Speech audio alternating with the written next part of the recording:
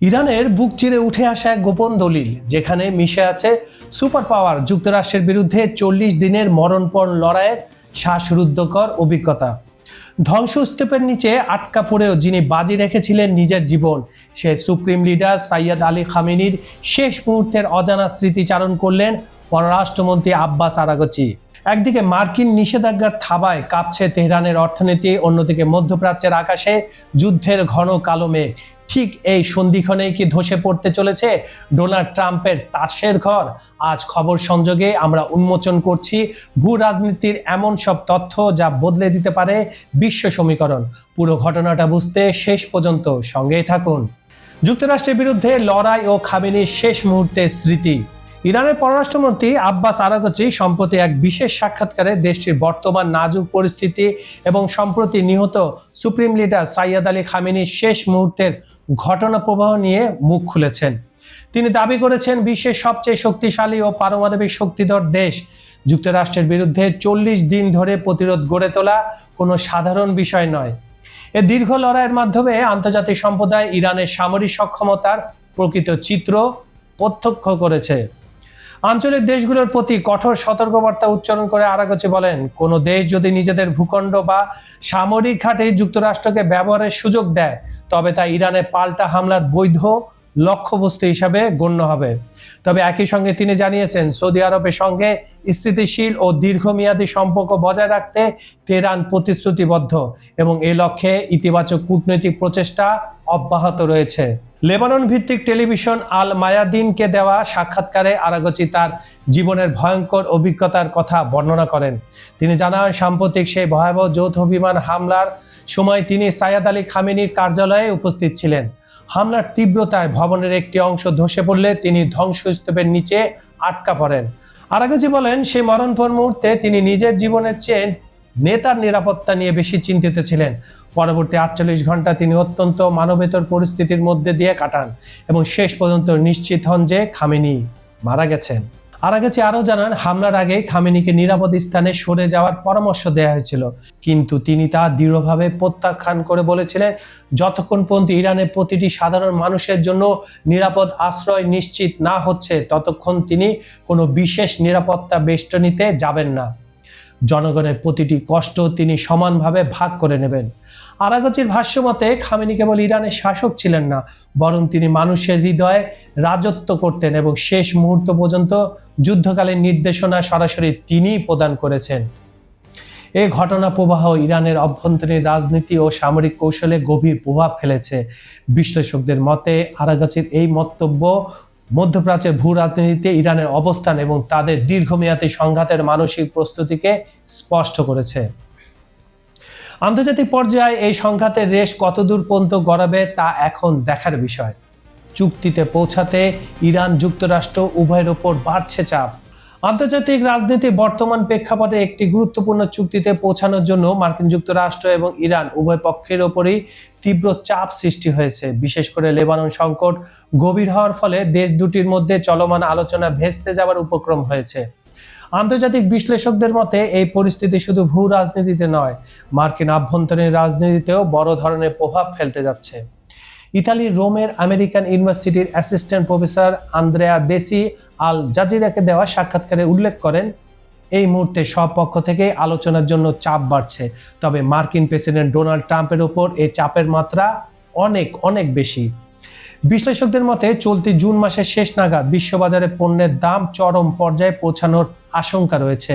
যদি এমনটি ঘটে, তবে তা ট্রাম্পের জন্য বড় ধরনের রাজনৈতিক বিপর্যয়ের কারণ হতে পারে। মার্কিন প্রশাসনের ওপর এই অস্থিরতার লক্ষণ ইতিমধ্যে দৃশ্যমান।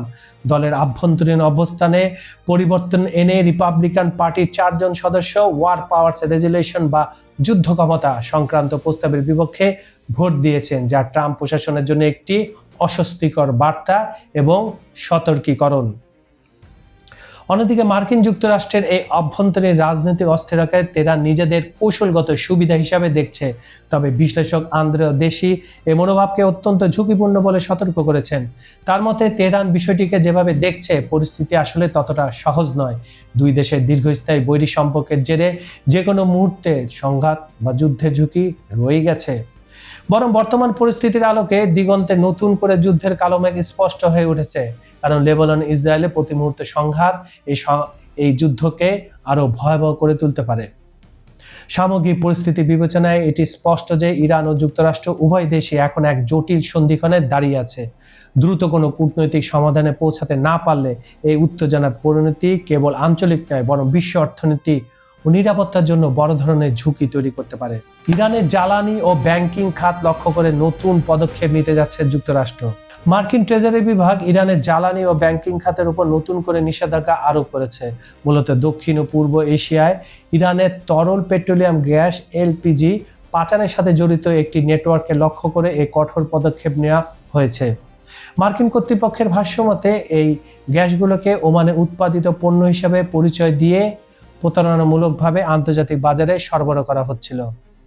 এই নিষেধাজ্ঞার আওতায় মোট 12টি বাণিজ্যিক প্রতিষ্ঠান এবং 6টি জাহাজকে কালো তালিকাভুক্ত করা হয়েছে। এসব প্রতিষ্ঠানের মধ্যে মার্শাল আইল্যান্ড ভিত্তিক 5টি, সংযুক্ত আরব আমিরাতে 4টি এবং চীনের একটি প্রতিষ্ঠান রয়েছে। এছাড়াও পানামার পতাকাবাহী 4টি ট্যাঙ্কারকে নিষেধাজ্ঞার অন্তর্ভুক্তি করা হয়েছে। জ্বালানি খাতের পাশাপাশি ইরানের আর্থিক প্রতিষ্ঠানের উপরও আঘাত হানা হয়েছে। এর অংশ হিসাবে মেহরদাদ গেরেমিয়ান নিক অ্যান্ড পার্টনার্স নামের একটি ইরানি মানি এক্সচেঞ্জ হাউস এবং এর শীর্ষ কর্মকর্তাদের উপর নিষেধাজ্ঞা আরোপ করা হয়েছে। মার্কিন যুক্তরাষ্ট্র একদিকে চুক্তির কথা বলছে আর নতুন করে আবার নিষেধাজ্ঞাও দিচ্ছে। ট্রাম্প প্রশাসনে এই পদক্ষেপের মূল লক্ষ্য হলো ইরানের অবৈধ রাজস্ব আয়ের উৎসগুলোকে বাধাগ্রস্ত করা। এই নিষেধাজ্ঞার মাধ্যমে বিশ্ববাজারে ইরানের জ্বালানি রপ্তানি এবং অর্থ লেনদেনের নেটওয়ার্ককে আরো সংকুচিত করার প্রচেষ্টা চালানো হচ্ছে, যা তেহরানের উপর অর্থনৈতিক চাপ আরো বহুগুণ বাড়িয়ে দেবে বলে মনে করা হচ্ছে। কিন্তু ইরান অলরেডি পাকিস্তান হয়ে চীনে তাদের পণ্য পাঠানো শুরু করেছে। তারা 2 থেকে 3টা, আরেকটা হচ্ছে ককেশাস থেকে রাশিয়ায় পাঠানোর জন্য। তাদের অলরেডি 2 থেকে 3টা চ্যানেল তারা ওপেন করে ফেলেছে গত 2 মাস ধরে। তাদের কোনো সমস্যা হবে না, বরঞ্চ মার্কিন যুক্তরাষ্ট্রের খোলস উন্মোচন হচ্ছে। তারা একদিকে চুক্তির কথা বলে, আরেকদিকে নিষেধাজ্ঞার পর নিষেধাজ্ঞা দেয়। বন্ধুরা, খেলা এখন আর শুধু আলোচনা টেবিলে সীমাবদ্ধ নেই। আব্বাস আরাগচির এই বিস্ফোরক স্বীকারোক্তিকে কেবল অতীতের স্মৃতিচারণ নাকি আসন্ন কোনো মহাপ্রলয়ের পূর্বাভাস তিনি দিলেন? তেহরানের অলিগলি থেকে হোয়াইট হাউসের করিডোর পর্যন্ত এখন একটাই প্রশ্ন ঘুরপাক খাচ্ছে। কি সেটা? খামেনি রক্ত ভেজা সেই শেষ ইচ্ছেই কি ইরানের আগামী দিনের যুদ্ধের ব্লুপ্রিন্ট? সময় তা বলে দেবে। মার্কিন নিষেধাজ্ঞা আর সামরিক হুমকির আগুনে ঘি ঢেলে ইরান যে বাজি ধরেছে, তাতে কি ট্রাম্পের তাসের ঘর শেষ পর্যন্ত তাসের দেশে পরিণত হবে, নাকি এই ধ্বংসস্তূপ থেকে ফিনিক্স পাখির মতো নতুন কোনো সামরিক পরাশক্তির উত্থান দেখবে বিশ্ব? অলরেডি তারা দেখেছে, এবং সেই ফিনিক্স পাখি হচ্ছে কে? ইরান। ইতিহাস সাক্ষী, ইরান কখনোই নতি স্বীকার করেনি। আর এবার তো প্রশ্নটা অস্তিত্বের। আগামী দিনগুলোই বলে দেবে কার জেদ আর কার কৌশলে লেখা হবে নতুন বিশ্ব মানচিত্রের ভাগ্য। চোখ রাখুন খবর সংযোগে, কারণ আমরাই আনছি ভূ রাজনীতির সেই খবর যা পশ্চিমা গণমাধ্যমগুলো এড়িয়ে যায়। আমি কাজল হায়দার আপাতত বিদায় নিচ্ছি, তবে যুদ্ধের দামামা কিন্তু কোনো মতেই থামছে না। দেখা হবে আগামীকাল একই সময় একই চ্যানেলে। ততক্ষণ পর্যন্ত ভালো থাকুন, সুস্থ থাকুন এবং নিরাপদে থাকুন। আল্লাহ হাফেজ।